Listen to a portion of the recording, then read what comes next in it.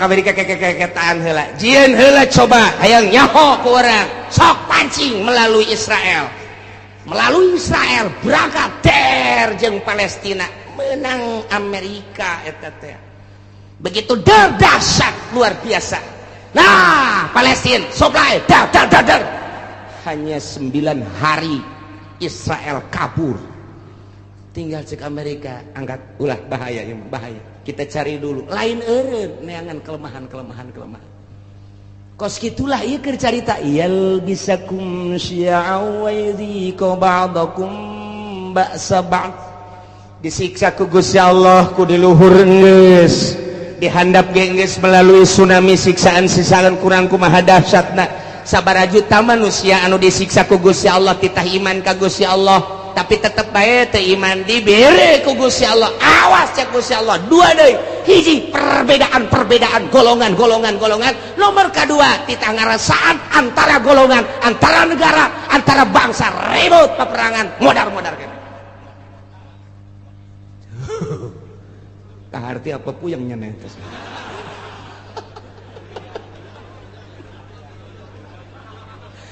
internasional dibawa kurang encana geus berurusan anak Taliban terus bae militan di mana aya perang di dinya nya nama aya Osama bin Laden geus eueuh ditambah deui ku ari tetep aya ditambah deui ku organisasi HTI secara internasional jauhlah geus secara internasional araya di tiap-tiap peperangan teh berbagai organisasi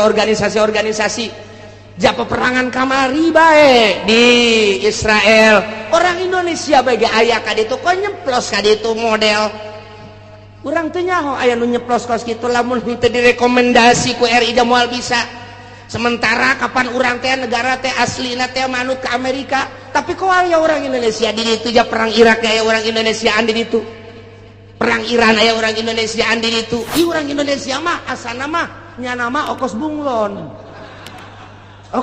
ya nama bisa kade-kade tuh batak Indonesia lain lalagaan ditakuti ku orang Amerika teka caritakeun orang Palestina di Palestina aya orang Malaysia teka caritakeun di Palestina aya orang Thailand teka caritakeun di Palestina aya orang Korea tapi orang Indonesia mah aya di ditu malah keur waktu perang kamari multinasional aya nu nembak begitu dibuka ieu penyek irung. Nah, cek orang Amerika, iya mah lain orang Irak, lain Iran, lain Taliban. Coba status seorang mana? Begitu di dalam, ya karib, kurang puta. Anu gede hutang teh kabur ka ditu. Paeh hirup-hirup ceknya naing daripada. Indonesia sangat diperhitungkan, masya Allah. Tak poso ribut poso nasional teman-teman. Tapi berbau internasional saha nu lempang ka poso ternyata aya sababaraha organisasi dilarang ku pemerintah tetep bae datang ka ditu namun teu datang ka ditu poso terus-terusan nu dipencit ustad teh nu ditembak kiai teh anu dipanah nu dipedang datanglah organisasi ti urang padahal teu dimeunangkeun ku pemerintah poso-poso bae datang ka ditu ngibarkeun bendera perang siap meuli bejakeun ku kula organisasi nu mana ngan nyana minta izin ka kula. Bos sombong amat cenah sekali-sekali sombong lah. Niku mah Indonesia mah kos kitu eta di Palestina bae aya. Di Taliban teh aya. Ya Allah ya Rabbi. Nu mantak aneh eta pan kudu make kapal udara. Haju kudu make biaya. Pan eta teh atuh make naon kitu ngaranna birokrasi perjalanan anu luar sedangkeun steril. Oh, steril luar biasa. Mau kemana? Tujuannya apa? Tapi aya kan di ditu. Masya Allah, mantap kek, mun perang deui ku urang diajakkan itu. Naik naon cenah kiai ngojay. Paeh di laut asana ieu mah. Meme perang geus malodar. Indonesia. Ulah sembarangan di Indonesia nu mantap diperhitungkeun ku Amerika. Sangat diperhitungkan Indonesia mangke bae perangna terakhir bae cek kana. Tetep di perangan mah di perangan terakhir. Asana bangsa Haji Makmun mah paeh ti heula. Moal kaburu nya nama geus. Siksa ti Gusti Allah leletikanana di urang antar kampung leletikanana di urang antar desa leletikanana ti ku urang antar kiai kunaon eta lantaran boga kahayang kiai ieu ngayakeun ieu kiai ieu ngayakeun ieu teu harmonis ribut kiai jeung kiai syi'an wa yudhiqu ba'dakum ba'sa ba'd hayang rada gede melalui organisasi-organisasi hayang gede deui melalui parpol cerita tentang perbedaan di parpol anu geus teu aneh deui kuari makin dibesar-besarkeun makin digede-gedekeun urangnya ketika PKB naik bos sabaraha nu paeh saat harita sabaraha ieu ge ieu cantang tu ka hareupeuna lantaran armada Prabowo anu luar biasa armada jenggot anu luar biasa armada wah geus pohara ieu mah main engke bakalna teh nah ieu sehingga ada ieu beusi jadi siksa ti Gusti Allah mun sia teh iman ka aing mun sia teu taat ka aing teu takwa ka aing beres siksa opat hiji ti luhur min fauqikum dua ti handap min arjulikum mun ti luhur jeung ti dihandap teu dianggap awas aoyel bisa kumsian aing yeun tata golongan engke golongan lain sakadar cicing wa yuziko ba'dakum ba'sa ribut perang. Jadi berarti geus aya ti ditu nu mantak cekang jeung Nabi inna ummati sataftariqu ala sintaini wa sab'ina firqatan sayeuna umat kaula bakal paberencai ngajadi 72 golongan kabeh ngaku ahli sunnah padahal ma annajiyatu firqatun nu salamat mah bakalna sapirqah jararieun jelema golongan atas namana Islam boro-boro organisasi cacak-cacak partai ge make atas nama Islam baheula P3 make atas nama Islam kemudian PKB make atas nama Islam PNU make atas nama Islam padahal mah di Indonesia mah kapan teu meunang nyeun partai Islam lantaran kabeh ge huluna adalah demokrasi teu meunang berbau sara tapi kelantaran nipu ke masyarakat make aturan Islam lain aturan make lebo Islam ujung-ujung nama atuh teh lah eueuh nanaonan ribut Golkar jeung P3 ribut P3 jeung PKB ribut KB jeung PNU ribut jeung PD ribut nah perputaran pilpres nu tahun itu sabaraha anu paeh pilpres kamari sabaraha anu paeh tinggal pilpres anu bakal sing hade lantaran merupakan siksa urang mangadoa bae ka Gusti Allah Subhanahu wa taala jadi kukumahakeun ke negara urang teh tetep kos kieu bae sebab can aya nu niatan untuk merubah membangkitkan semangat rakyat jeung bangsa mengarah ke jujur jeung adil can aya ku ayeuna sakitu mah cuek-cuek bae biasa-biasa bae. Wae milih-milih bae ngan ulah datang ka gusur-gusur eungkeuy-eungkeuyan teu nyaho maksud sing hade. Lantaran ieu teh ya siksa ti Gusti Allah. Ku luhur geus, ku handap geus dibuatlah hasil urang keneh. Ialah yal bisakum syi'a wa yudhiqu ba'dakum ba'sa. Ya Allah ya Rabbi nu mantak Kanjeng Nabi waktu turun ayat ieu ngadua ka Gusti Allah langsung nangtung Kanjeng Nabi koma Nabi sallallahu alaihi wasallam fatawaddoa langsung ala wudu beres ngala wudu fasa'ala rabbah ngadoa ka Gusti Allah ngadoana ya Allah la yursila alaihim azaban min fawqihim wa min tahti arjulihim wa la yalbisa ummatahu syi'an wa yudhiqu ba'dahum ba'sa ba'd ngadoa Kanjeng Nabi seperti eta tah Gusti ulah diturunkeun ka umat abdi siksa ti luhur ulah diturunkeun ka umat abdi siksa ti handap ulah diturunkeun ku Gusti siksa anu campur aduk berbagai golongan organisasi sehingga ribut ko ba'dahum ba'sa ba'd ulah ribut antara bangsa abdi jeung bangsa abdi umat abdi jeung umat abdi Gusti nyuhunkeun ka Gusti ngadoa Kanjeng Nabi teh lantaran dibukakeun hijab ku Gusti Allah teh ribut kampung jeung kampung desa jeung desa kabupaten jeung kabupaten provinsi jeung provinsi berbagai manusia huluna kiai jeung kiai politikus jeung politikus deui ahli ekonomi jeung ahli ekonomi antara provinsi jeung provinsi, antara negara jeung negara, walah ditembongkeun ku Gusti Allah teh umat paberencana anu luar biasa sehingga bergelimpangan mait di berbagai negara-negara. Kangjeng Nabi nangis ngadua, Gusti ulah terjadi seperti eta atuh Gusti. Kumaha tah waktu eta? Fahabatta ilaihi Jibril alaihi salam. Allah ngutus malaikat Jibril turun. Bijakeun Jibril ke Muhammad, ya Muhammadu innaka sa'alta rabbak arba'an. Anjeun teh ngadoa ka Gusti Allah nyuhunkeun supaya disalametkeun tina 4 rupa tadi. Siksa ti luhur, siksa ti handap, siksa golongan-golongan, jeung siksa peperangan-peperangan antar bangsa. Nah, fa'ataka isdatain wa mana'aka isdatain. Nu dua ku Gusti Allah diijabah, nu dua mah henteu. Bebeja malaikat Jibril dua diijabah, dimuhunkeun ku Gusti nu dua henteu. Naon nu dua cek Kangjeng Nabi, ya Jibril la yatiyahum adzabun min fawqihim wa min wala min tahti arjulihim yastasiluhum. Nu dua siksa ti luhur jeung siksa ti handap mah moal dina ayana ge eta teh moal terlalu dahsyat. Siksa ti luhur paling aba-aba doang, siksa ti handap paling aba-aba doang, sekali-sekali digempakeun eta mah hanya sebagian kecil cek malaikat Jibril, disunamikeun hanya sebagian kecil. Moal terus-terusan Gusti Allah nyiksa seperti eta mah moal nu dua diijabah. Nah cek Kangjeng Nabi lantaran nu dua eta mah fa innahuma adzaban likulli ummatin istajma'at ala takdzibi tanabiha wa raddi kitabi rabbiha. Lantaran nu dua eta mah patalina jeung kaimanan ka pangeran jeung kaimanan ka kitab pangeran. Geus urusanana di pangeran teh mah.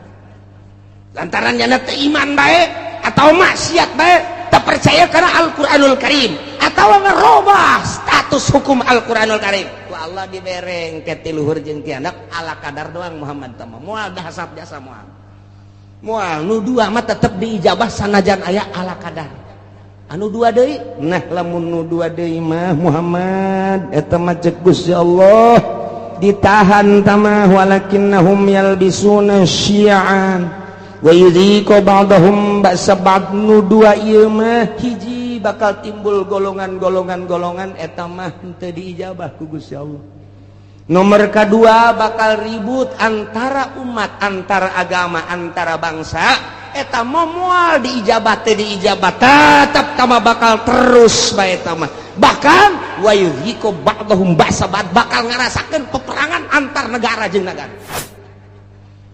Geus aya ti ditu nu mantak ahli tafsir mah ketika perang Irak Amerika teh aneh, ketika perang Libya teh aneh, perang deui Palestina teh aneh. Lantaran geus aya dina Al-Qur'ana awyal bisakum syi'an wa yudhiqu ba'dakum ba'sa ba'd.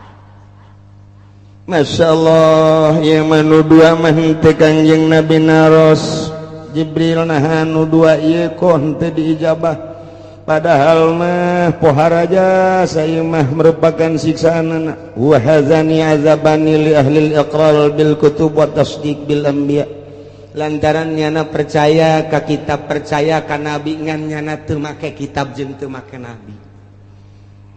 Lantaran nyana percaya kana Al-Qur'anul Karim dimusabakohkeun mulai tingkat RT datang ke tingkat nasional, datang ke tingkat internasional. Quran dimusabakohkeun antar negara, Pakistan, India, Mesir, Irak, Iran, Arab. Oh, timbullah juara satu dipake henteu. Kahiji. Nomor kedua percaya bahwa Nabi akhir zaman adalah Kangjeng Nabi Muhammad. Di berbagai negara diakui bahwa Muhammad adalah Nabi akhir zaman. La nabiyya ba'dahu, dari Nabi sabada Kangjeng Nabi. Tapi teu pernah diikuti ajaran-ajaran Kangjeng Nabi. Bahkan dikatukangkeun nyana teh make ajaran manusia, ajaran jelema ku nafsuna bae. Nah, ieu mah bakalna peperangan mal eureun-eureun. Iyalah geus dinyatakeun dina Al-Qur'anul Karim, urang kuari ngarasakeun percis jasa. Mulai antar sekolah lantaran teu ka Allah, guruna teu ka Allah, muridna teu ka Allah, ribut ka jenting kumaha. Antara lembaga ribut lantaran teu ka Allah. antara yayasan ribut lantaran teka Allah, antara organisasi ribut lantaran lain neangan ridho Allah, hanya semata-mata neangan pitayeun doang, antara parpol ribut lantaran henteu lillahi ta'ala, henteu aya misi ikhlas, kabeh ge semata-mata hanya jang dirina doang. Nah iyalah bakal mual eureun-eureun siksa nu dua mah. Hiji yal bisakum syi'a, bakal timbul golongan campur di dieu.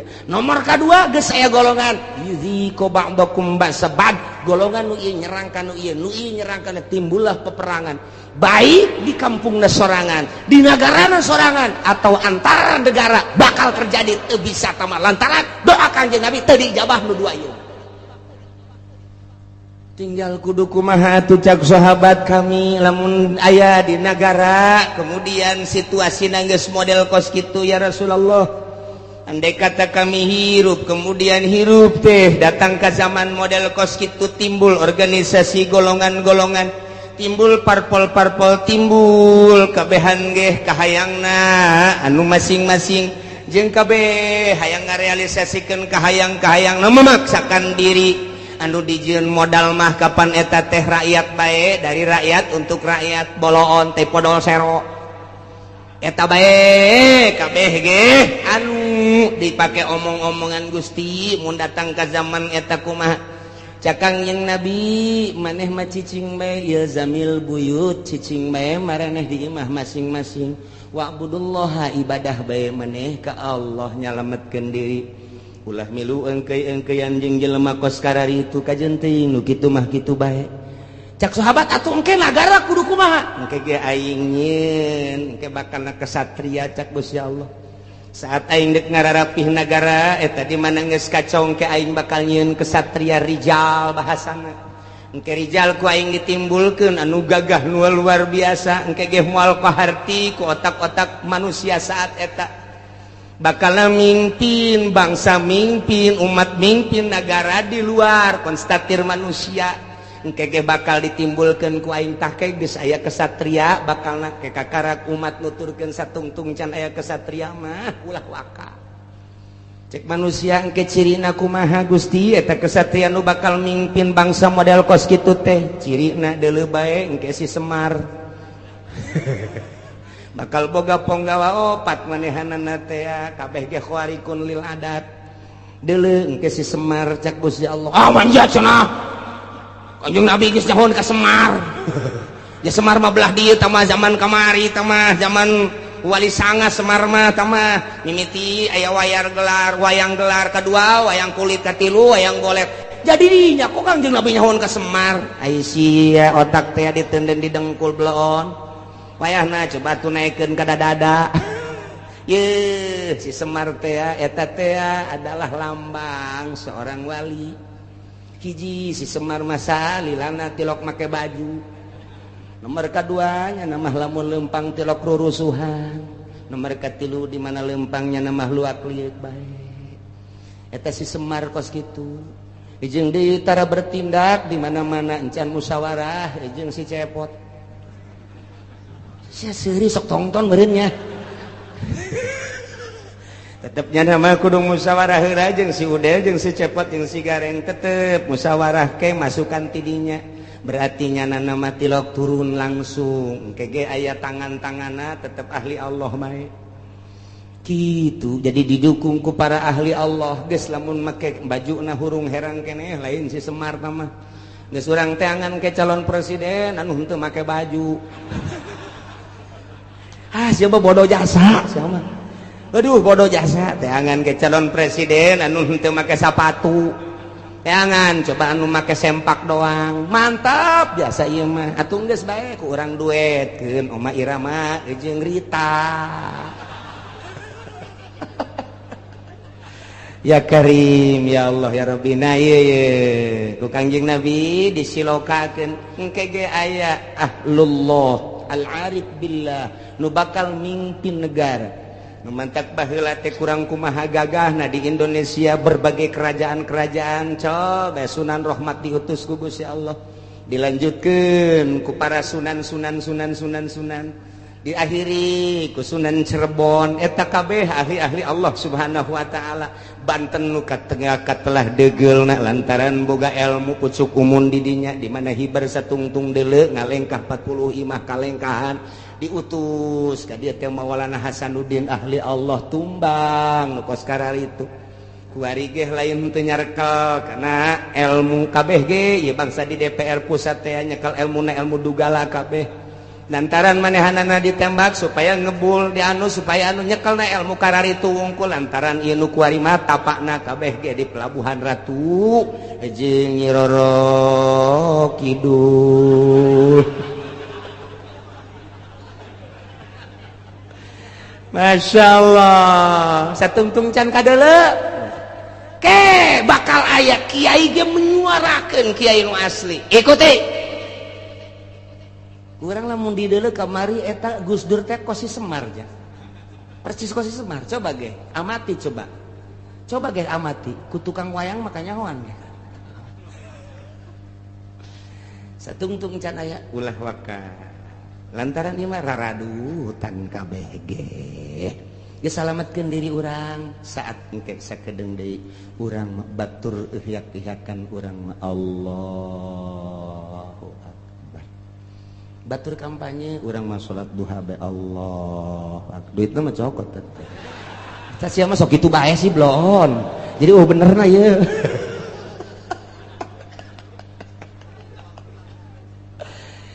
tah jadi urang kuari alhamdulillah sanajan bari jeung saminggu sakalinya ho urang informasi akurat ti Gusti Allah Subhanahu wa ta'ala khususna dakwah ka umat-umat di Mekah baheula umumna kuari ka urang balerea ternyata ketika ditegor didakwahan ku Gus Kangjeng Nabi teu iman teu percaya datang ka kiwari ge kitu bae bakal dibere 4 rupa hiji azabam min fauqikum tiluhur bentukna engke mungkin hujan mungkin bae gledek mungkin kilat mungkin hujan batu badai dan lain sebagainya angin topan angin beliun dan lain sebagainya atawa tiana mancercai gempa erosi dan lapindo kabeh jadi embek nah ieu ditegur ku kitu masih kene maksiat bae ka Gusti Allah bakalna ditimbulkeun yal bisakum syi'an nah nu jelas mah nu dua mah ku Gusti Allah diminimalkeun diijabah doa Kangjeng Nabi tapi nu dua mah teu diijabah kuari ku urang kasaksian kuari dardir durna kasaksian jasa kuari ieulah keur memeujeuna ayat ieu pas jasa kabeneran jasa urang hirup pas di zaman model pas nu dicaritakeun ku Gusti Allah melalui Kangjeng Nabi urang Kangjeng Nabi Muhammad sallallahu alaihi wasallam numantat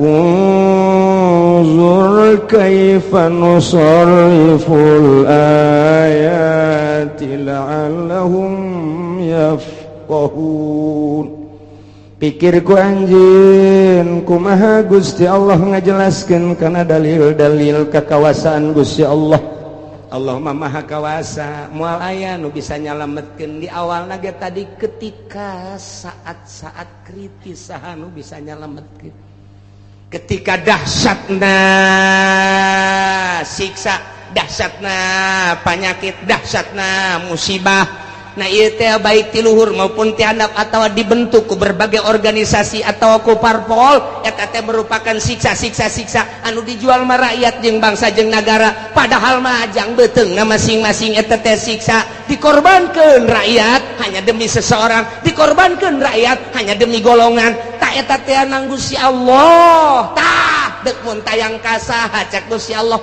aing teh keur lembongkeun ka maha kakawasaan aing ku aing dijujurkeun jeung diadilkeun nang aing dihancurkeun ge teu dijujurkeun dibangkalarkeun nang aing ulgo ikir ku sia pikir ku anjeun pikir ku maneh kaifa nusarriful ayati kumaha aing geura ngabulak-balik ngajelaskeun dalil-dalil baik dalil nas Al-Qur'an langsung dibaca maupun dalil langsung kejadian-kejadian alam atau manusia-manusia nu buang kalara deuleu maksudna naon la'allahum yafqahun supaya nyararaho bahwa anu ngagular-giler ngabulak-balik anu ngarobah-robah na ieu nagara jeung manusia teh lain sasaha iwal ti Gusti Allah Subhanahu wa ta'ala. Anak itu berarti ulah mun tayang kajabatan, ulah mun tayang ka tahta, ulah mun tayang ka manusia, ulah mun tayang ka harta, mun tayanglah kanu ngagular-giler ngabulak-balik ngarubah-robah ieu alam, ieu manusia, ieu negara, ieu bangsa. Saha tadi kan geus ditanya, saha anu bisa nyalametkeun? Qul Allahu yunajjikum. Nu bakal bisa nyalametkeun mah Gusti Allah Subhanahu wa ta'ala. Setelah urang nyaho nu bakal nyalametkeun Gusti Allah, engke ge Allah mere sabab ka manusia, ka satria. Nu bakal nyalametkeun bangsana engke ditimbulkeun ku Gusti Allah, ahli Allah anu selalu ka Allah bae. Berangjeng peuting mentana ka Gusti Allah ke manusia ge bakal paham kana caritaan-caritaan kesatria eta. Iyalah seorang waliullah, nyananya nyamaran engke aya di negara, engke aya di pedagang, engke aya di petani, engke aya di kalangan cacah, engke aya di kalangan menak, selalu aya nyana mah hadir diakui ku berbagai lapisan masyarakat. Etalah engke nu bakal mawa bangsa jeung negara di tiap-tiap negara masing-masing, baik di Indonesia maupun di luar Indonesia. Amerika nu selalu jadi musuh sebab Yahudi kadinya. Komplotan etalah nu bakal jadi musuh biang keladi lantaran didinya bakal nate timbul Yahudi anu bakal jadi sasaran ketika aya kesulitan-kesulitan anu terjadi di masyarakat, baik kesulitan-kesulitan alam kadeleuna kumaranehanana, aya angin, aya batu, aya hujan teureun-eureun, aya badai, aya gempa minimal lini erosi, kemudian aya tsunami, atawa sandang pangan mahal, atawa paila, atawa keributan-keributan. Nah, panyakit-panyakit coba tah ketika kos kitu saha anu bisa ngaleungitkeun jeung nu bisa nyalametkeun? Bejakeun Muhammad ke ahli Mekah, bejakeun. Coba Muhammad, Kangjeng Nabi teh titah nanya ka para ahli Mekah khususna mayunajikum min zulumatil barri wal bahr. Saha coba nu bisa nyalametkeun ka aranjeun kabeh ketika aya zulumatil barri wal bahr? Artina zulumatil barri teh popoek berang, popoek daratan atau popoek lautan, merupakan suatu kedahsyatan siksa. Sok geura andai kata tengah peuting anu poek kemudian aya mega ditambah deui ka poekanana lantaran bulan bintang ditambah deui ku angin anu menggebu terus teureun-eureun macam kituna sebagai siksa. Saha bejakeun anu bakal bisa nyalametkeun anak?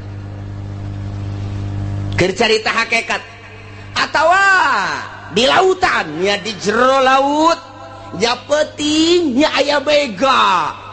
Bayangkeun ku urang ditambah deui ombak anu luar biasa naik ka darat, atawa di laut anu keur naik parahu, naik sampan, naik kapal, atau anu keur ngojay. Nah, ieu saha nu bakal nyalametkeun saat-saat seperti itu? Bejakeun ka ahli Mekah. Coba bejakeun ka ahli Mekah, coba saha anu bisa nyalametkeun? Eta keur carita hakikat kaayaan alam seperti kos kitu. Urang mah nyarita teh kejadian alam yang ngadanya si bule. Henteu bae urang menyokot aslina. Eta teh aya nu nyieun kikituan teh Gusti Allah Subhanahu wa ta'ala. Teu semata-mata kos kitu Gusti Allah, mun teu disababan ku urang sebagai penghuni bumi. Cok geura ge bejakeun saha tah nu bisa bakal nyalametkeun? Moal aya nu bisa atuh kabeh ge. Ketika ditanya kos kitu mah kabehan ge moal aya nu bisa lantaran aya jelema naik kapalna oleng luar biasa dahsyat keur carita oleng lagi. diberitakeun ku nahodana bahwa kapal tidak akan selamat. Kita masing-masing berdoa kepada Tuhan kita kabeh. Allah Allah Allah. Di tengah lautan deuk men katulung ka jelema kumaha? Lantaran di tengah lautan kapal oleng. Oyag-oyagan nya peuting deui. Nya mega luar biasa sidar setik-etik acan. Parahu atau kapal parem. Sedangkan diberitakan ku nahodana kapal kita ini akan tenggelam. Kamana coba mun tayang? Jaringan-jaringanana teu bisa lantaran error. Telepon ke mana teu bisa? Tinggal ngan ka Allah doang. Nu Katolik jeung nu Kristen ge saat eta mah pasti Allah Allah Allah. Sobat komo nu Islam sanajan nyana tukang mabok, nyana tukang zina, nyana tukang korupsi, ketika kapalna oleh Allah Allah Allah Allah Allah Allah Allah Allahan kajen kumaha ge. Tah saat-saat kos kitu teh saha tah nu bisa nyalametkeun? Atau naik kapal udara biasana lewat Abu Dhabi gerbek diberitakeun ku pilot para penumpang yang baik, kapal kita menemui masalah sebab cuaca buruk di keatasin ini gelap, di kebawahin angin besar, ditabrakin ke sono. Kita masing-masing berdoa saja. Rasanya cak pilot rasanya waduh aing geus dah deuk pilihan eueuh deui. Kalau kita buang ke kanan ada gunung tinggi, wah mending ka eta bae sana gunung bae tong eta. Waduh. Kita buang ke kiri laut, wah sarua bae cilaka ieu mah. Udah ini mah tidak bisa kecuali kita berdoa masing-masing kepada Tuhan kita. Waduh adong geus poho ka anak, poho ka pamajikan. Sangkilang geulis jasa ge pamajikan tetapi Allah asa dihareupeun Allah Allah Allah Allah Allah Allah. Eta keur carita kejadian di udara, kejadian di laut. Kuari kejadian gering urang sadaid. Mercy ambalayah di imah, Cadillac ambalayah di imah teh. Mobil Hammer kan ambalayah di imah ja urang boga perusahaan. Sawah urang, tanah urang satungtung deuleu. Pamajikan urang nu di imah, nu di pila, nu di hotel ambalayah lobana luar biasa. Urang kaserang penyakit jantung atau darah tinggi ditambah ku manis. Besok pupurian dia Pak. Aduh. Lantaran manis dibere obat teh ieu teh kudu pahit bertentangan jeung darah tinggi.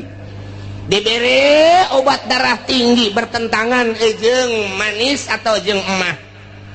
Nah ieu sangat bertentangan. Kumaha ya kos kitu teh? Diimpus urang di dia.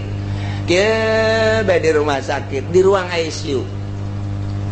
Boro-boro sasaha anak jeung pamajikan geus semeunang ngalayat. Geus di ICU bae geus kieu bae. Mobil ambalayah di imah, perusahaan urang ambalayah di unggal kota. Pamajikan urang sakitu gareulisna nu luar biasa, tanah urang satungtung deuleu. Geus puguh pake mah kitu keneh beas di gudang geus teu kacaritakeun. Wah, luar biasa. Imah lain hiji bae. Unggal kota boga imah kuari urang aya di ruang ICU. Bejakeun Muhammad ka jelema kos kitu saha nu bisa nyalametkeun, coba bejakeun. Hartana bisa nyalametkeun, jual ku sia harta jang nyalametkeun nyana. Imah bisa nyalametkeun, sok bawa ka dinya imahna. Mobil Cadillac na tuh termahal di dunia, nu bisa nyalametkeun ka dinya bawa ku nyana. Atawa wanita cantik urang Karawang, urang Surbang anu ngegel muter teh bawa ka dinya. Bawa atau orang Libanon anu cacadeun irung mata ceuli jeung sajabana bawa ka dinya. Moal aya. Geus kieu bae ngagolan napas lagi geus dibantu make oksigen. Dilayat ini temen bapak, temen usaha bapak, dina hatena ngabur sia.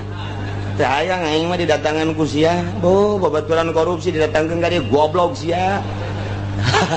ini teman bapak pak, teman apa? Ini teman usaha bapak. Oh jangan, dina hati mangan teu bisa ngomong dah. Inditkeun aing keur ka Allah sebenarnya. Tapi lamun datang ini santri mana ya? Santri nu tetangga bapak teh nu teluk ditanya nyana dek macakeun Yasin. Diuk didinya tadi. Hayangin saat eta mata didatangan ku santri supaya kabantu-bantu nginget-nginget Allah. Aya laku santri mah geus kos kitu. Kumaha nanti amanat. Coba si santri teh kiai tita ka dieu kitu mang macakeun tah cai. Ji atuh keimanan mah jantung Allah. Nyana geus ge Allah teh inget ka mobil, teh inget ka imah, teh inget ka istana, teh inget ka jabatan, teh Allah. Bejakeun Muhammad. Saat anu bisa nyalametkeun saat-saat kritis modal kos kitu. Apakah nyala boga pikiran harta bakal nyalametkeun? Moal aya. Apakah nyana boga pikiran imah mewah gedung istana nu bakal nyalametkeun? Teu aya. Apakah manusia anu sering mengelilingi dirina nu bakal nyalametkeun? Teu aya. Malah gilaeun kanu kos kitu. Saha? Sebabnya nana tad'unahu tadarru'an wa khufiyah. Nyana saat eta mangadua ka Gusti Allah anu luar biasa DP na jeung sasamaran di jero hate. Bahasa sungut bage Allah-Allahan, bahasa hatena ge Allah-Allahan. Moal aya anu muntayang ka makhluk, moal aya anu muntayang ka harta, moal aya nu muntayang ka jabatan, moal aya nu muntayang ka tahta jeung kerajaan. Saat eta mah tad'unahu tadarru'an wa khufyah hiji Allah. Bejakeun Muhammad saat anu bisa. Moal aya nu bisaeun nulungan jeung nyalametkeun kabeh ge. Saat urang keur kena musibah di kapal, saat urang kena musibah di udara, saat urang kena musibah ragag misalnya ti luhur gunung, moal inget kana naon? Urang naik gunung, mendaki gunung ke tebing tek di luhur, kemudian ragag handap moal inget kana naon? Allah modar sia. Saha bisa nyalametkeun saat eta? Dadung tinggal dadung, jelema tinggal jelema, moal aya nu bisa nyalametkeun. Tah, urang teh dititah teh saat-saat keur henteu kakenaan musibah, saat-saat keur teu kakenaan ku syadaid, gering misalnya kudu nol seperti eta. Nu mantak waliullah teh bisa nganolkeun. Seperti jelema-jelema nu kekenaan ku dahsyatna penyakit, nol nya pikiran anak. Tak urang teh supaya nol teh sanajan urang kadeleuna bergelimang dunia, sanajan urang kakenaan teh kitu keur sehat, tapi hate urang nol. Tah cara eta lah ahli thariqah mere ka manusia guru mursyid supaya di jero hate teh ulah aya harta, supaya di jero hate teh ulah aya makhluk, supaya di jero hate ulah aya nafsu, dinolkeun sakumaha urang keur kakenaan musibah sangat kritis. Tah waliullah mah bisa dimimitian ku hudang peting, kemudian zikir ka Gusti Allah sapoe sapeting dua peting sebulan setahun, mulai dengan cara tersendiri tertentu meunang ngabimbing guru mursyid, mulai cuek lalaunan ka makhluk, mulai ka dunia, terus ka belah dieuna biasa-biasa bae dinolkeun, padahal awakna sehat, padahal teu kakenaan ku dahsyatna musibah, tapi di dirina geus nol seakan-akan kos kakenaan musibah. Nah etalah waliullah teh kos kitu, padahal sehat awakna, hatena eueuh deui nu bisa nulungan iwal ti Gusti Allah. Aing mah mun tayang ka Gusti Allah ngaaplikasikeun iyyaka na'budu wa iyyaka nasta'in ka Gusti wungkul abdi ibadah jeung ka Gusti wungkul abdi nyuhun pitulung eueuh ka sasaha, sugan ka makhluk henteu, sugan ka dunia henteu, sugan ka jabatan henteu, sugan ka jin henteu, sugan ka jurig neo-neo henteu, sugan ka batu combong teh henteu, sugan ka batu anti tembak sapira batu pake nyin imah habak. Oh hiji be Allah tadarru'an wa khufyah, kos kitu tawali teh perbandingkeun gue bisakeun urang mah aya bisa geus gagoler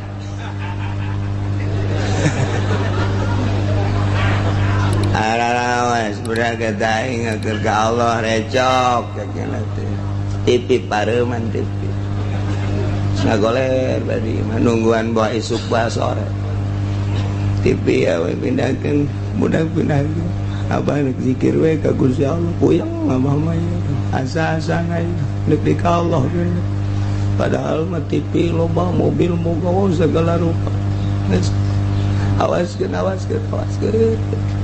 pamajikan lagi datang ke dia lah itu perlu amat mah ngesera ini tuh jaga suara rasa tuh kos gitu mah tuh diusapan tinggal diusapan ngeuna sote keur sehat boro-boro keur ngagoler kitu nyeri hulu ge diusapan ku nu geus geus teu hayang asana menyon bae beungeut sia tah kadaleuna ku aing eta nyeri hulu bae menyon kadaleuna beungeut padahal mah geulis nyeri hulu kok boy geus kritis geus bae ka Allah malah nu tilok zikir ge di tasbihan di dinya pan sokna kan nu gering teh padahal tilok zikir tilok naon tasbih boga dekir ceknya nama tasbih meureun bisa nulungan henteu tasbih mah itu dipake mah tu tasbih tinggal tasbih bisa dibabeteun ku jurig bisa tasbih mah tu dipake Allah napas galuhur Allah geus sebab kanyeri geus luar biasa geus lain hayang sosonoan jeung awewe geus lain hayang leurempangan make mobil mewah geus lain hayang barang dahar makanan menu anu lazat lain ieu mah hayang nangis ka panggih Allah bae lain hayangan asa geus dihareupeun we Allah saha anu bisa moal aya badak urang kuari ngaji teh tah supaya urang bisa pasrah kadanan kuari bisa pasrah matu engke saat urang kritis ja urang ge bakal modar sarua bae je emang parang sana kumaha meureun cekna mah masih kena SMS-an kana tolol teu budak mun bisa mah kuari mun teu bisa engke saat urang ngagoler Muhammad bejakeun saat anu bisa nyalametkeun moal bisa kulantaran atuh anakna ieu tanggap terus diobatan rada bray cager rada deres puyeng rada tanaga rada aya ceng remote mana sial tau orang Cikupa geloblon remote naon ki remote TV mana remote TV emang laki deket TV kesel abah TV kadekeun nu gede TV na setel seserian tolol menikmati kamara kamari saminggu ka tukang awaskeun TV garieung jangan awas kuari barang leungit TV remote na mana mun aing jadi incuna di talian gua aing jelema teh kos itu percis eta teh lain batur sia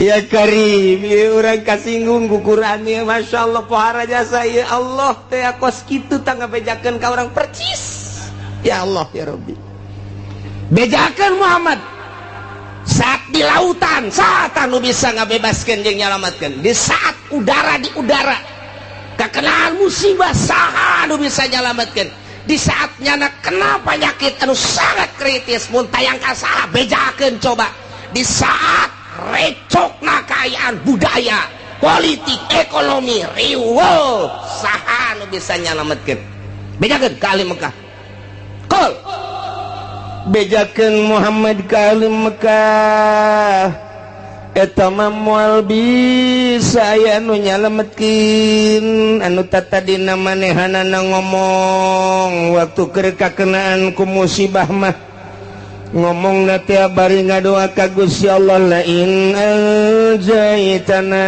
min hadhihi lanakunanna minasyakirin cek kupar Mekah lamun mah Gusti Allah teh nyalametkeun ka kami tina musibah nu sakieu dahsyatna lamun mah Gusti Allah bisa nyalametkeun ka kami tina hiruk pikukna kahirupan lamun mah Gusti Allah bisa nyalametkeun kana penyakit anu luar biasa dahsyatna nu tiba ka Gusti ka kaula andai kata dilengitkeun ku Gusti Allah nyana ngadua di jero hatena kos kitu doana mun teh mah Gusti Allah nyalametkeun lanakunanna minasyakirin kami bakal syukuran ka Gusti Allah bakal iman ka Gusti Allah kos kitu kabehan ge orang-orang musyrik di mana kekenaanku musibah mun tayangna tetep ka Gusti Allah nyana ngadua ka Gusti Allah di jero hatena baik langsung kusungut kadenge maupun jero hate jana ngaduana tabarrua wa khufya DP bari jelas tur di jero hatena langsung ka Gusti Allah lain anjaitana min hadhihi Gusti lamun teh mah Gusti nyalametkeun lanakunanna minasyakirin kami deuk iman lamun jelema anu mukmin jelema anu Islam nyana ge ngomong di jero hatena bahkan kasaksian ku babaturanana lah cenah lamun geus cager mah kula mah deuk ngaji bae deuk jeung ibadah bae moal maksiat deui babaturanna tatanggana komo keluargana mah kabehan ge ngadengekeun di barang disalametkeun ku Gusti Allah nanyakeun remote deui bloon aya aki-aki lain aki-aki aya jelema budak ngora tabrakan barang tabrakan teh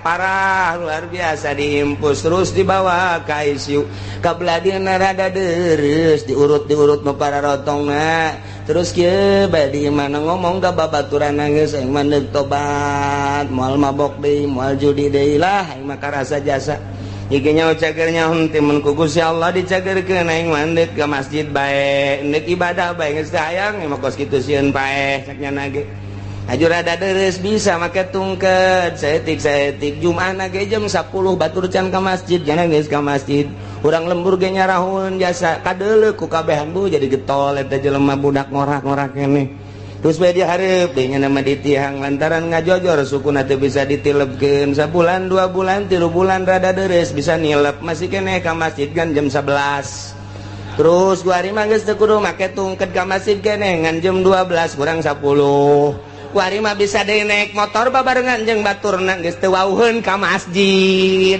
eta di Cikupa anu kos kitu percis biasa aslina mah urang Cilongok sih Cilongok Gandu eta kos kari itu ya nya ge ngomong di jero hati naing lamun cager mah dek ibadah bae ka Gusti Allah moal maksiat deui ieu eta percis kos urang Mekah andai kata lain anjaitana min hadhihi lanakunanna minasyakirin kos kitulah manusia kos kitu manusia ya Allah ya Rabb Gusti Allah bejakeun Muhammad ka para musyrikin Mekah ka para kufar Mekah moal aya nu bisa nyalametkeun janang aing tamah nu bisa nyalametkeun bejakeun Allahu yunajjikum minha wa min kulli kab Allah anu bisa nyalametkeun ka ranjeun kabeh tina musibah nu sakitu dahsyatna wa min kulli karbin jeung tina sakabeh kasusahan nu terjadi ka dirina moal aya nu bisa nyalametkeun kecuali Gusti Allah ketika disalametkeun kunaon atuh summa antum tusyrikun begitu disalametkeun mun teh mah tadi dina kapal teh naek ka darat musyrik deui padahal ke waktu oleng kapal mah di tengah-tengah lautan jang mun tayang ka makhluk ka babaturan iwal ti ka Gusti Allah nyana ngomong lain anjaitana Gusti mun nyalametkeun ka abdi tina musibah kapal ieu mana peuting mana poek mana angin luar biasa mana ombak luar biasa diberitakeun deui ku nahoda bakal cilaka kabeh mun tayang Gusti lamun salamet abdi dak iman begitu disalametkeun kunaon atuh summa antum tusyrikun ya Allah iyalah kabehan ge kos karar itu tah eta keur carita anu musik nu iman kitu keneh jero kapal teh kos kitu bae Gusti abdi mandek ibadah bae ka Gusti lamun teh mah ku Gusti disalametkeun geus moal maksiat lantaran payah geus asa dihareupeun mata bae koyak-koyakan kapal teh geus luar biasa geus deui pake kaingat hiji we Allah napas ka luhur kahandap Allah disalametkeun ku hari ku Gusti Allah datang ke anggar, datang ke pantai, biasa salamet seserian deui endahan ngan sakadar dongeng doang nu tadina nyana ngomong di jero hatena, Gusti lain anjaitana lamun Gusti nyalametkeun abdi mah rek ibadah. Begitu datang deui ka darat nonton TV deui percis kos karar itu. Masya Allah kari ieu kadeuleu ku mata urang kanyahoan jasa boh tatangga boh babaturan ulah waka ka tatangga ka babaturan diri urang heula kitu pisan diri urang pernah janji baheula Gusti pedagang blok nyieun imah 2 tingkat pagerna luhur jasa tekadeuan ku batur mobil salin ganti pakaian burulang pereleng luar biasa dahar sakumaha kahayang nyana luar biasa maju usahana blek melian tanah gere gering jual tanah nu itu gere gering terus keneh bae mobil jual tinggal imah doang jual imah ge ya aya istilah lah harta mah tatalang raga jual kabeh anak raja bah jual bae bah lah nu penting abah cager tanah nunang melian bea mobil menang melian bea kabeh perusahaan ge ambruk tinggal imah-imahna nu pagerna luhur teh 2 tingkat jual kuari meuli nu sederhana gering can cager keneh bahkan leuwih kritis di jero antena Gusti lain anjaitan lamun Gusti nyageurkeun ka abdi Gusti abdi malah neuk tobat moal ceroboh cara kamari karasa jasa ku abdi mabok abdi zina abong-abong loba ka fakir miskin ka yatim abdi teh henteu ngalingseuh tatangga abdi ge geus sebodo konon ka abdi bongan abdi mah neuk tobat Gusti andai kata ku Gusti abdi dicageurkeun aju Gusti ngangkatkeun deui kana perusahaan abdi sakumaha biasa deui geus abdi mandeg 180 derajat hirup abdi teh deuk ibadah ka Gusti abdi rek peduli kana zakat rek peduli ka fakir miskin ka yatim piatu tatangga abdi ku abdi lah deuk disumbang bae geus abdi mah hayang geus kitu bae Gusti cageurkeun Gusti blak bisa deui dieu bae ngobrol jeung keluarga abah rada cager abah alhamdulillah gara doakeun bae ku kabehan abah ni kusaha deui geus cager mah lah kan abah mah eunana mah deuk ngitung-ngitung zakat fakir miskin segala rupa lah deuk moal cara abah atuh didoakeun ku kabehan ayo geus kuari geus rada sehat-sehat mulai engkeut-engkeut dagang deui mulai awal-awal mah bageur hitung Gusti zakatna sabaraha can loba ieu pantong mah hitung zakatna sok tetangga bagikeun rapi bagi gede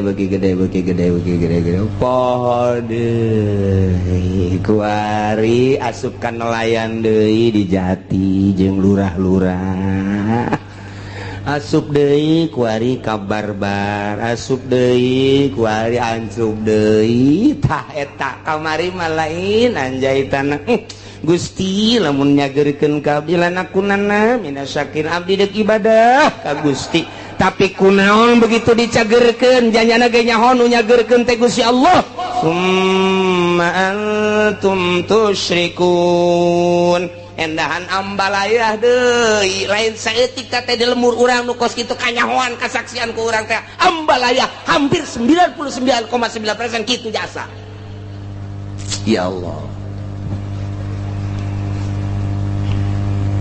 bejakeun Muhammad qul huwal qadiru ala ay ab'asa alaikum azaban min fawqikum aw min tahti arjulikum aw yalbisakum syi'an wa yudhiqa ba'dakum ba'sa ba'd Muhammad bejakeun ka para kafir-kafir Mekah lamun terus bae musyrik ka aing teu percaya kana ajakan anjeun teu iman kana ajakan aing cek Gusti Allah bakal nurunkeun siksa 4 perkara supaya katembong ku balerea kakawasaan aing ka maha dahsyatan aing ka maha sagala-galaan aing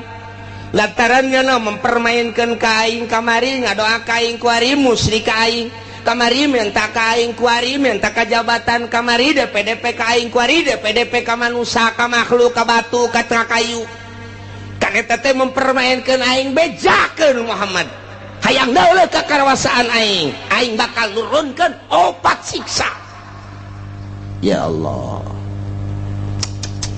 qul bejakeun Muhammad wal qadiru ala ayyab'asa alaikum adaban aing maha kawasa aing bahasa segala-gala cak Gusti Allah lamun kitu bae petana aing bakal nurunkeun ka makhluk khusus ka urang Mekah umumna ka saha bae siksa 4 perkara bener kahiji azaban min fauqikum siksa betimbul ti luhur bentukna engke aya hujan teu eureun-eureun nya poe hujan banjir ka buaca siksa wae atawa hujan batu cara ashabul fil di batuan atau hujan es buah deh datang ke buah rarusak atau poek teren kilat sing jeleger ditambah deui ku geladeg sing jeleger datang ka teu daya teu upaya siksa ti aing min paukiku aw minar julikun atawa kahandap dihandap timbulna ieu dihandap timbulna mimiti ku aing teh dioyag-oyag lini bae lini doang aing mah sok geurah hayang nyaho bongan teu iman ka aing bongan teu nurut ka aing teu iman ka ajakan anjeun Muhammad tah ieu ku aing dioyag-oyag ha saeutik doang dibere ku aing 6,5 hek nah kulantaran tetep bae rada digedekeun ku aing digoyangkeun doang ku aing bumi engke ge lamun Oma Irama jadi presiden asana bumi goyang kayak kajen kumaha ge aya arah acak-acakan budak isi nagara dek dikumahakeun tapi ceuk lama lamun Oma Irama jadi presiden bakal pertama santai ngeunaheun ke beres santai lari pagi kayak kajen Masya Allah mantap luar biasa iya kari aduh kan ujung-ujungnya kiamat tebareres budak ya Allah serius ya langsung ngerti aduh ya Allah ya Rabbi iya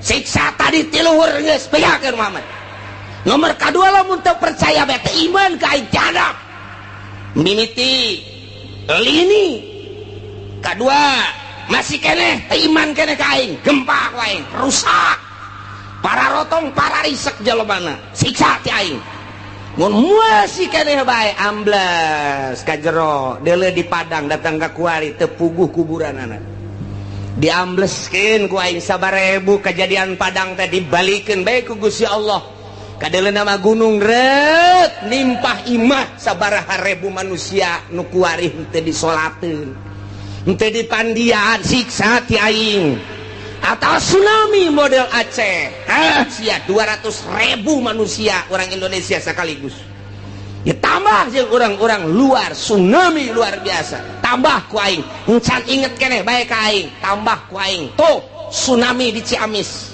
Pangandaran encan inget keneh bae gunung ku aing dibitukeun can inget keneh bae Lapindo ku aing hayo sia parindah ka mana sia can inget keneh bae sia ka aing can iman keneh bae tambah deui sia ku aing awas sia sakali ieu di Banten sia ku aing Gunung Merapi sia kena datang ke Bojong sia ka Pasar Kemis mah ulah liwat kesempatan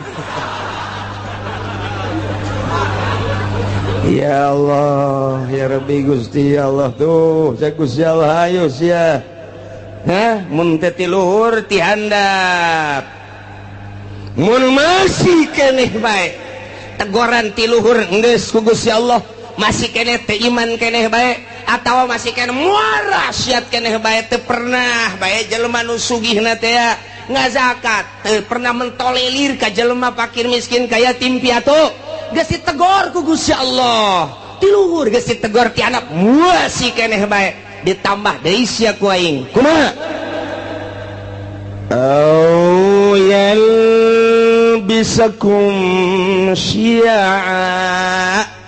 aing nyampur adukeun kana berbagai golong-golongan anu berbeda-beda kahayangna nu bakal ngajadikeun bibit daripada permusuhan mimiti nyeun organisasi ieu lantaran aya nu deui nu boga kahayang nyeun deui organisasi ieu aya deui nu boga kahayang nyeun deui organisasi ieu aya deui nu boga kahayang nyeun deui perkumpulan ieu aya deui nu boga kahayang deui nyeun deui perkumpulan antara organisasi teh eta teh teu alalakurna mulai didinya bibitna kalaluar haju bae silih omong haju bae silih tengkas mulai tidinya teh silih gele tak teu eureun atawa parpo padahal mah jangan bangun bangsa jeung nagara tapi kulantaran beda-beda kahayangna ieu hayang di satu sisi hayang ngaberesan negara di satu sisi deui mah hayang nyokot danana doang lantaran gede ti negara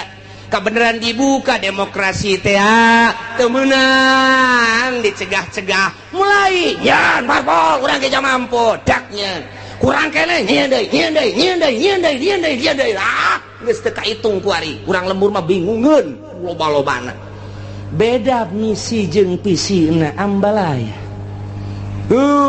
zaman baheula urang inget aya Golkar aya P3 aya PDI ribut kiai jeung kiai silih omongkeun ribut politisi jeung politisi silih gele nu korban ge luar biasa loba jasa satu sisi kiai memperjuangkeun negara melalui P3 jara rasaan dirinya teh aya misi keislaman atuh dakwah panggung teh luar biasa satu sisi pamarentahna asa tinggalin ku kiai eta teh di Golkar nyeun huru hara aya tembak masal derege ilah syi'a sok eta di dalam negara kuari luar biasa loba anak koskaran itu timbul organisasi-organisasi di mimitian timbul organisasi teh Muhammadiyah naik deui ka NU beda visi jeung misina lantaran itu mah Wahabi ieu mah ahli sunnah naik deui timbul deui aya Islam Jamaah diorganisasikeun deui aya Islam LDI diorganisasikeun aya NI diorganisasikeun deui aya HTI diorganisasikeun deui aya Islam Jaulah diorganisasikeun deui aya Islam aliran kepercayaan diorganisasikeun deui aya Islam Thariqah diorganisasikeun berbagai Islam beda kabeh suarana timbul huru-hara aya di Qur'ana kos kitu mantak ahli tafsir mah senyum bae teh aneh jak Gusti Allah geus nyaritakeun lobana kahayang merupakan siksa lantaran naon poho ka Gusti Allah kabeh di balik jeung organisasi aya udang iya aya udang di balik batu tah eta mah kos kitu tah nah nu mentek nyen organisasi sok geura desek komo dek aya kepentingan negara bisaan jasa Soeharto mah buat organisasi Pancasila buat KNPI buat organisasi tek-tek jeung bengekna dijieun supaya ngadukung ka ditu anu henteu milu kadinya sok geura tumpas kot kitulah kaayaanana kiai pisah antara kiai Golkar jeung kiai P3 jeung kiai PDI kuari teh dimodernkeun kiai modern jeung kiai salap ribut luar biasa kiai salap jeung kiai salap ribut tuh ieu teh geus aya ieu teh merupakan siksa lantaran kabeh teu ka Allah ieulah siksa ti Gusti Allah au syi'an au yalbisakum syi'a teu karaasa ku urang toel ku urang kiai eta heuh tuh aing sarua ka Allah jeung ngaji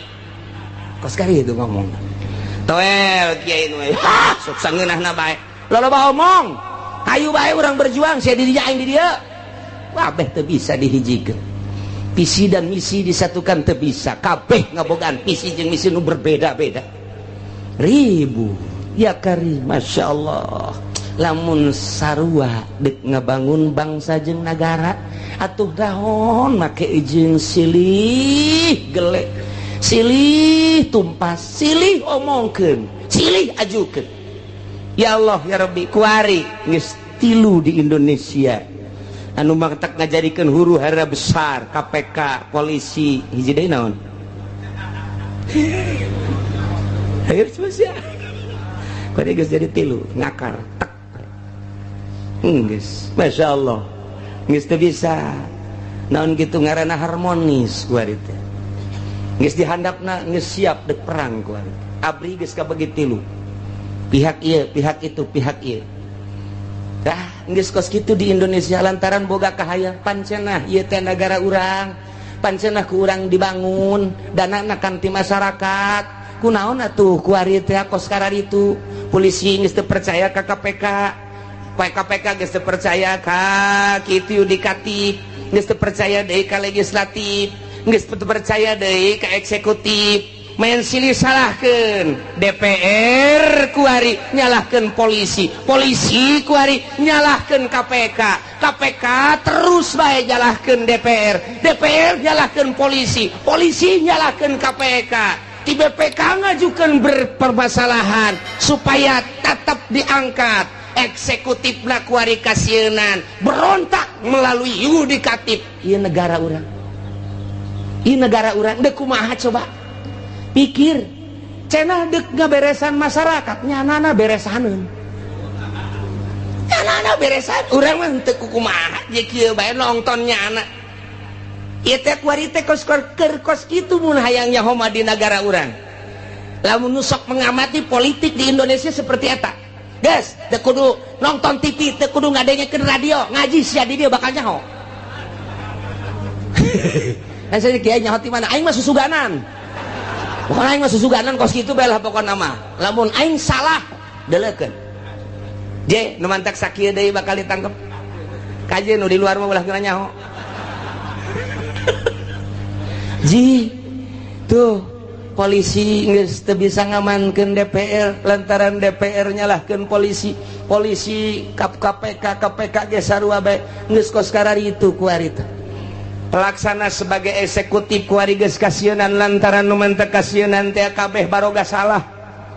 Sedengkeun RI 1 geus amanat, awas sampai tembus, awas sampai tembus, awas sampai tembus, awas. Nyana bae sieun besi tembus di urusan rakyat. Endeu karumaha coba lamun dibukakeun eta kakarak judulna doang, tak kakarak judul tah. Geus mulai tah urang nyaho tah. Geus mulai tah. Di koran mah hese mendingan ngadengekeun aing bae sia. Aing mah bener dek ente kos gitu we pokona mah tah. Je, emang kumaha gitu. Masyaallah. Timbul yal bisa kumsyian eta secara nasional. Secara internasional na campur tangan bule di urang. Emrik hayang cicing di urang berleha-leha di nagarana teu boga potensi bumi, teu boga potensi negara, hanya jual beli alat perang hasil produksinya na. Cau eueuh di Amerika mah, hui eueuh di Amerika mah, swag mah komo eueuh jasa di Amerika mah. Mun urang ka Amerika coba urang ka ditu teh hayang swag moal aya di urang teh hayang swag jeung naon atuh. Neangan awi moal aya di Amerika mah, nu sok pake nyayur teh anak awi naon ngaranna? Iwung. Coba neangan di Amerika mantap kuda teu betah ge iwung. Neuleunya na ka Indonesia aya iwung, aya awi, aya cau, aya anak cau. Aduh luar biasa. Dideuleu ku nyana hasil bumi na, minyak aya, logam aya dan lain sebagainya. Cekel huluna. Loba ngomong sia. Guys, waing. Ye, iman negara. Ulah loba ngomong yang sabaraha sia. Geus teu bisa bari maraekas. Rakyat mah bah. Ngomong. Itu bisa. Ya, tembak sia poin. Ya. Wah, saya sebar persen sih ya. Jipan lain gula dok merek kabeh. Ya udah tanda tangan teh. Beres. Geus. Cicingnya na di nyin gedung di Indonesia luar biasa. Lambat laun ternyata loba anu dibawa ka ditu dibanding jeung nu diningati ku urang. Nah, mulai dibuatlah kepercayaan bule di urang ngadu di antara politisi di luhur, ieu kepercayaan bule, ieu kepercayaan rakyat ngadu. Timbul huru-hara internasional bakal naik. Taya di Indonesia ge tinggal pencet knop doang jegur ujian anak. Emang kumaha kitu rakyat geus teh sudi jasa di bawah kikieuan. Tetapi pemerintahnya tidak mentolerir geus ka rakyat. Tetapi ieu kan bumi pertiwi Indonesia, Bhinneka Tunggal Ika, 135 juta rakyat Indonesia cak Raden Homa Irama. Disatukan oleh Bhinneka Tunggal Ika. Jadi kumaha gitu. Geus tinggalin tambah kali mah 135 juta. Lain 35 juta ku ari mah bung jenggot.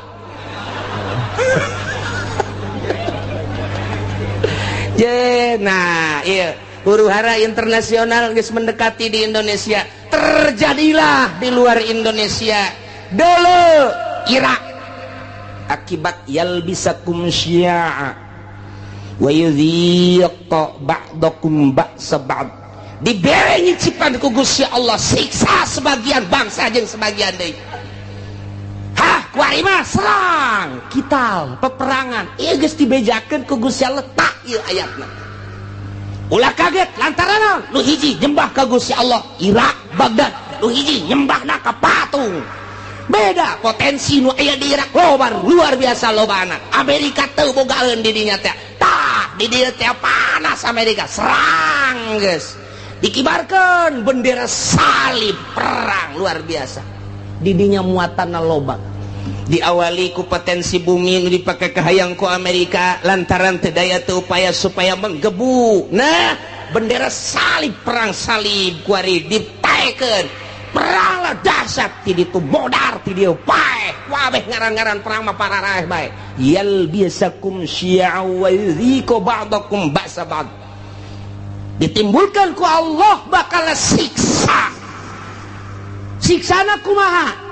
Ialah diaduk-aduk ku Gusti Allah melalui syi'an, organisasi golongan-golongan. Wa yudhiqu ba'dakum, dibere ngasaan ku Gusti Allah sebahagian bangsa bangsa ba'd ku siksaan sebagian bangsa deui.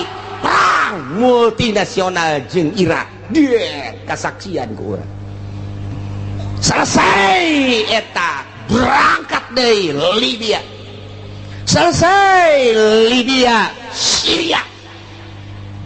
Suara nu datang ke urang geus macam-macam. Urang mun maca koran lokal mah kos kieu, mun maca koran internasional mah kos kieu, mun maca berita-berita mah kos kieu. Tinggal urang bae bingung. Sementara nu boga berita asli, nu bogana adalah Amerika. Urang teu daya teu upaya soal berita. Aya ge senundupan berita nu asli, apa iya apa tidak. Mulailah dikaburkeun. Bashar Assad teh merupakan Firaun lah. Satu sisi Bashar Assad ia telah memperjuangkan bangsa jeung negara melalui agama Islam. Satu sisi jaritakeun Bashar Assad teh ieu adalah Syiah anu luar biasa. Satu sisinya nama Wahabi, satu sisi deui Ahli Sunnah wal Jamaah. Nu jelas mah urang kebingungan kabeh. Supaya naon? Supaya mendukung ke Amerika. Teu nyaho keaslianana kumaha? Tah kos kitulah. Yal bisakum syi'a wa yudhiqu ba'dakum ba'sa ba'd. Perang dia. Kulantaran disuplai ku Iran, Amerika neuleuh heula. Bahaya. Sebab di Iran aya 3 rudal anu luar biasa. Nomor kahiji rudal Husein, kadua rudal Hasan, nomor katilu rudal Ali. Ngaranna ge teu kira-kira. Ngaranna teu kira-kira. Rudal Husein lamun diberangkatkeun datang ke Amerika. Rudal Hasan bisa ngajegur jang Amerika. Rudal Ali mah bisa neangan musuh susulundupan. Henteu kumaha coba hayu. Cak Amerika keketaan heula. Jieun heula coba hayang nyaho ku urang. Sok pancing melalui Israel. Melalui Israel berangkat der jeung Palestina. Menang Amerika eta teh. Begitu dahsyat luar biasa. Nah, Palestina supply dar. hanya 9 hari Israel kabur. Tinggal cek Amerika angkat ulah bahaya ya, bahaya. Kita cari dulu lain eureun neangan kelemahan. Kos gitulah ieu keur carita yal bisakum syi'a wa yadhiqa ba'dakum ba'sa ba'd. Disiksa ku Gusti Allah ku di luhur geus, dihandap ge geus melalui tsunami siksaan sisalan kurang kumaha dahsyatna. Sabaraha juta manusia anu disiksa ku Gusti Allah titah iman ka Gusti Allah, tapi tetep bae teu iman dibere ku Gusti Allah. Awas cek Gusti Allah. Dua deui, hiji perbedaan golongan. Nomor kedua titah ngarasaan antara golongan, antara negara, antara bangsa, ribut peperangan modar kene.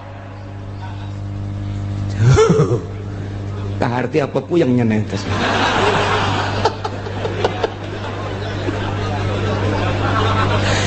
Internasional dibawa kurang dah caner geus encana geus berurusan anak Taliban terus bae militan di mana aya perang di dinya nya nama aya Osama bin Laden geus eueuh ditambah deui ku ari tetep aya, ditambah deui ku organisasi HTI secara internasional, jauhlah ge secara internasional araya di tiap-tiap peperangan teh berbagai organisasi ja peperangan kamari bae di Israel. Orang Indonesia bagi aya ka ditu kok nyemplos ka ditu model.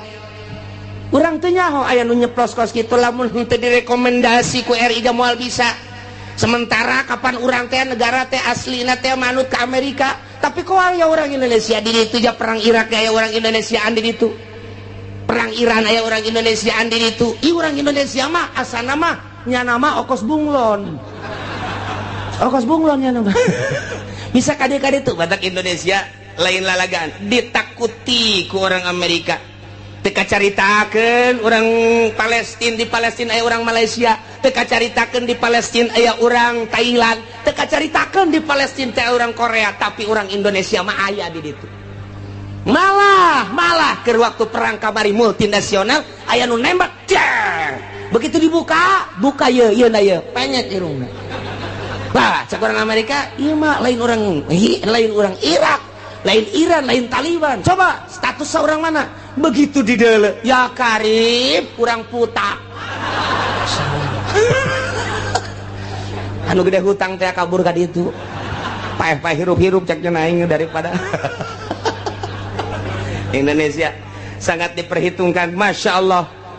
Tak poso ribut poso nasional teman-teman, tapi berbau internasional. Saha nu lempang ka poso ternyata aya sababaraha organisasi dilarang ku pemerintah, tetep bae datang ka ditu. Namun teu datang ka ditu poso terus-terusan, nu dipencit ustad teh, nu ditembak kiai teh, anu dipanah, nu dipedang, datanglah organisasi ti urang. Padahal teu dimeunangkeun ku pemerintah, poso-poso bae datang ka ditu, ngibarkeun bendera perang siap. Mau dibejakeun ku kula organisasi nu mana ngan nyana minta izin ka kula. Bawa sombong amat cenah, sekali-sekali sombong lah. Niku bae Indonesia mah kos kitu, eta di Palestina bae aya, di Taliban teh aya. Ya Allah ya Rabbi, nu mantak aneh, eta pan kudu make kapal udara, haju kudu make biaya, pan eta teh atuh make naon kitu ngaranna birokrasi perjalanan anu luar sakedangkeun steril. Oh steril luar biasa, mau kemana, tujuannya apa, tapi aya kan di ditu. Masya Allah, nu mantak ke mun perang deui ku urang diajak ka ditu. Naik naon cenah kiai ngojay.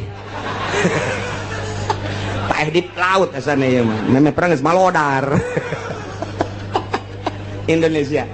Ulah sembarangan di Indonesia nu mantak diperhitungkeun ku Amerika.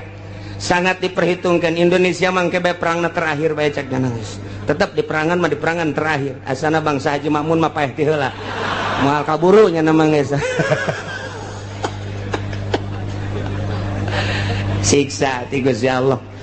Leletikanana di urang antar kampung, leletikanana ti urang antar desa, leletikanana ti ku urang antar kiai. Kunaon eta? Lantaran boga kahayang.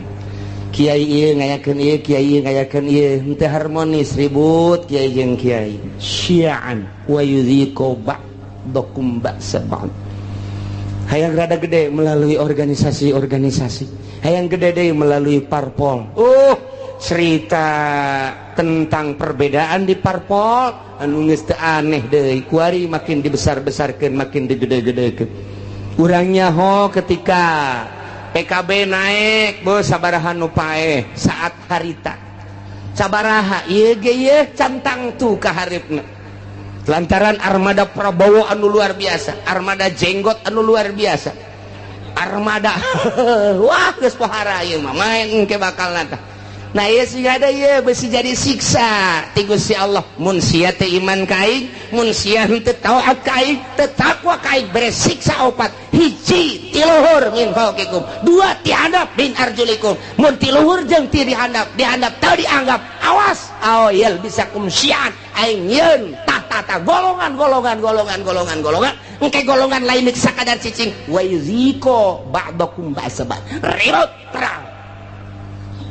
Jadi berarti ke saya tidak nanu mantap cekang jeung Nabi inna ummati sataftariku ala sintaini wa sab'ina firqatan. Sayyana umat kaula bakal paberencai ngajadi 72 golongan. Kabeh ngaku ahli sunnah padahal ma'an najiyatu firqatun salamat mah bakal sapirqah. Jararieun jelema golongan atas namana Islam boro-boro organisasi cacak-cacak partai ge make atas nama Islam. Baheula P3 make atas nama Islam, kemudian PKB make atas nama Islam, PNU make atas nama Islam. Padahal mah di Indonesia mah kapan teu meunang nyen partai Islam lantaran kabeh ge huluna adalah demokrasi. Teu meunang berbau sara. Tapi kelantaran nipu ke masyarakat make aturan Islam lain aturan, make lebo Islam ujung-ujung nama tuh henteu lah eueuh nanaonan ribut Golkar jeung P3, ribut P3 jeung PKB, ribut KB jeung PNU, ribut jeung PDA, ribut. Nah perputaran pilpres nu tahun itu sabaraha anu paeh, pilpres kamari sabaraha anu paeh, tinggal pilpres anu bakal sing hade lantaran merupakan siksa. Urang mangadoa bae ka Gusti Allah Subhanahu wa taala. Jadi kukumahakeun ge negara urang teh tetep kos kieu bae sebab can aya nu niatan untuk merubah, membangkitkan semangat rakyat jeung bangsa mengarah ke jujur jeung adil can aya. Ku ayeuna sakitu mah cuek-cuek bae biasa-biasa bae. Wae milih-milih bae ngan ulah datang kakak gusur-gusur eungkeuy-eungkeuyan teu nyaho maksud sing hade. Lantaran ieu teh ya siksa ti Gusti Allah. Ku luhur geus, ku handap geus, dibuatlah hasil urang keneh. Iyalah yal bisakum syia'u wa yudhiqu ba'dakum ba'sa. Ya Allah ya Rabbi nu mantap Kangjeng Nabi waktu turun ayat ieu ngadua ka Gusti Allah. Langsung nangtung Kangjeng Nabi koma Nabi sallallahu alaihi wasallam fatawaddoa langsung ngala wudu. Beres ngala wudu fasa'ala rabbah ngadoa ka Gusti Allah. Ngadoana ya Allah alla yursila alaihim adzaban min fawqihim wa min tahti arjulihim wa la yalbisa ummatahu syi'an wa yudhiqu ba'dahum ba'sa ba'd. Ngadoa Kangjeng Nabi seperti eta tah Gusti, ulah diturunkeun ka umat abdi siksa ti luhur, ulah diturunkeun ka umat abdi siksa ti handap, ulah diturunkeun ku Gusti siksa anu campur aduk berbagai golongan organisasi sehingga ribut ko ba'dahum ba'sa ba'd, ulah ribut antara bangsa abdi jeung bangsa abdi, umat abdi jeung umat abdi. Gusti nyuhunkeun ka Gusti.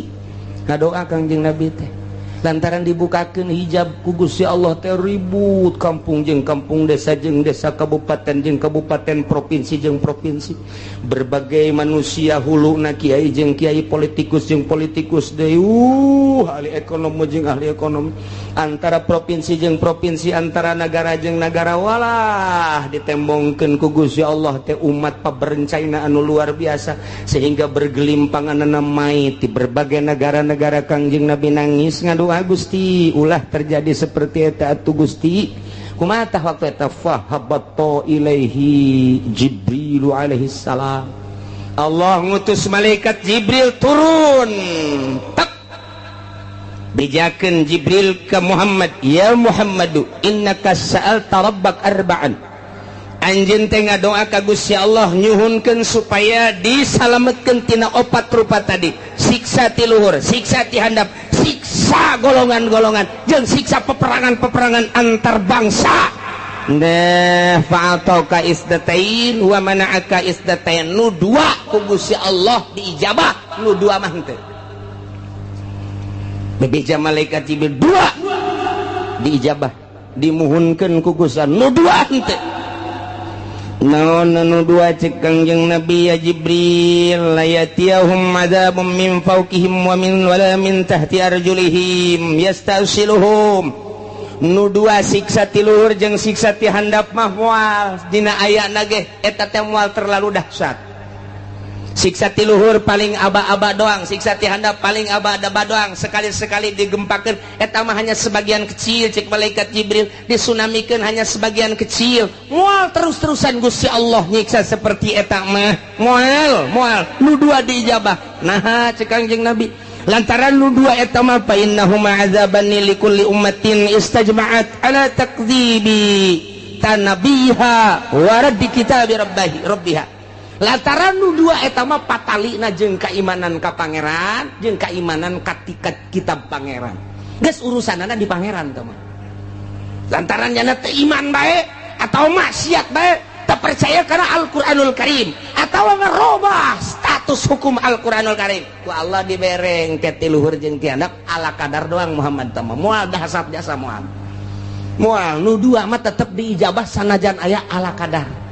Anu dua deui, nah lamun nu dua deui mah Muhammad eta mah cek Gusti Allah ditahan tamah, walakinnahum yalbisuna syi'an wa yudhiqu ba'dahum ba'sa ba'd. Nu dua ieu mah hiji bakal timbul golongan-golongan eta mah teu diijabah ku Gusti Allah. Nomor kedua bakal ribut antara umat, antara agama, antara bangsa. Eta moal diijabah teh diijabah tetap tama bakal terus bae eta mah. Bahkan wa yudhiqu ba'dahum ba'sa ba'd, bakal ngarasakeun peperangan antar negara jeung negara. Geus aya ti ditu nu mantak ahli tafsir mah ketika perang Irak Amerika taneh, ketika perang Libya taneh, perang deui Palestina taneh. Lantaran geus aya dina Al-Qur'ana ayal bisakum syi'an wa yudhiqu ba'dakum ba'sa ba'd. Masyaallah ya manu dua mah teu Kangjeng Nabi naros Jibril nah anu dua ieu kok teu diijabah, padahal mah poharaja saya mah merupakan siksaanna. Wa hazani azabani li ahli al-iqrar bil kutub wa tasdiq bil anbiya. Lantaran nyana percaya ka kitab, percaya ka nabi, ngan nyana teu make kitab jeung teu make nabi. Lantaran nyana percaya kana Al-Qur'anul Karim dimusabakohkeun mulai tingkat RT datang ke tingkat nasional, datang ke tingkat internasional. Quran dimusabakohkeun antar negara, Pakistan, India, Mesir, Irak, Iran, Arab. Oh timbullah juara satu dipake henteu. Kahiji. Nomor kedua percaya bahwa Nabi akhir zaman adalah Kangjeng Nabi Muhammad. Di berbagai negara diakui bahwa Muhammad adalah Nabi akhir zaman. La nabiya ba'dah, dari Nabi sabada Kangjeng Nabi. Tapi teu pernah diikuti ajaran-ajaran Kangjeng Nabi. Bahkan dikatukangkeun nyana teh make ajaran manusia, ajaran jelema ku nafsuna bae. Nah, ieu mah bakalna peperangan mal eureun-eureun. Iyalah geus dinyatakeun dina Al-Qur'anul Karim, urang kuari ngarasakeun percis jasa. Mulai antar sekolah lantaran teu ka Allah, guruna teu ka Allah, muridna teu ka Allah, ribut ka jenteng kumaha. Antara lembaga ribut lantaran teu ka Allah, antara yayasan ribut lantaran teu ka Allah, antara organisasi ribut lantaran lain neangan ridho Allah, hanya semata-mata neangan pitayeun doang. Antara parpol ribut lantaran henteu lillahi ta'ala, henteu aya misi ikhlas, kabeh ge semata-mata hanya jang dirina doang. nah iyalah bakal mual eureun-eureun siksa nu dua mah hiji yal bisakum syi'a bakal timbul golongan campur di dia. Nomor kedua geus aya golongan yudhiqu ba'dakum ba'sabad, golongan nu ieu nyerangkan nu ieu nyerangkan timbullah peperangan baik di kampungna sorangan di nagarana sorangan atau antara negara bakal terjadi teu bisa tamah lantaran doa Kanjeng Nabi teu diijabah nu dua ieu. Tinggal kudu kumaha tuh cak sahabat kami lamun aya di negara kemudian situasi nanggeus model kos kitu ya Rasulullah, andai kata kami hirup kemudian hirup teh datang ke zaman model kos kitu timbul organisasi golongan-golongan timbul parpol-parpol timbul kabehan ge kahayangna anu masing-masing jeung kabeh hayang ngarealisasikeun kahayang-kahayangna memaksakan diri anu dijieun modal mah kapan eta teh rakyat bae dari rakyat untuk rakyat boloon teh podol sero eta bae kabeh ge anu dipake omong-omongan Gusti mun datang ka zaman eta kumaha cakang yang Nabi maneh mah cicing bae ieu zamil buyut cicing bae maraneh di imah masing-masing wa'budullaha ibadah bae maneh ka Allah nyalametkeun diri ulah milu engkei-engkeian jeung jelema kos karari itu kajen teuing nu kitu mah kitu bae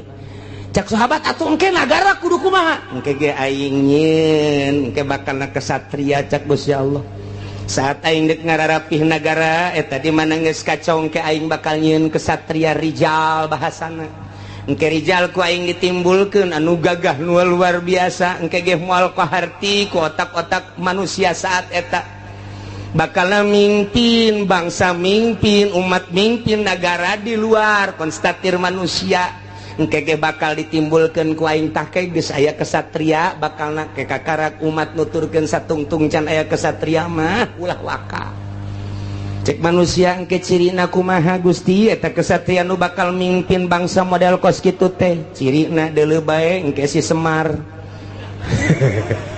bakal boga ponggawa opat manehanana teh kabeh ge khawarikun lil adat deuleu engke si Semar cak Gusti Allah ah manja cenah Kanjeng Nabi geus nyahon ka Semar ya Semar mah belah dieu tah zaman kamari tah zaman Wali Sanga Semar mah tah mimiti aya wayang gelar kedua wayang kulit katilu wayang golek jadi dinya kok Kanjeng Nabi nyahon ka Semar ai sia otak teh diteunden di dengkul bleon payahna coba tunaikeun ka dada ye si Semar teh eta teh adalah lambang seorang wali hiji si Semar masa lilana tilok make baju nomor kaduanya nama lamun lempang tilok rurusuhan nomor katilu di mana lempangnya nama luak liuk bae eta si Semar kos kitu jeung di tara bertindak di mana-mana encan musyawarah jeung si cepot saya seri sok tonton beureunnya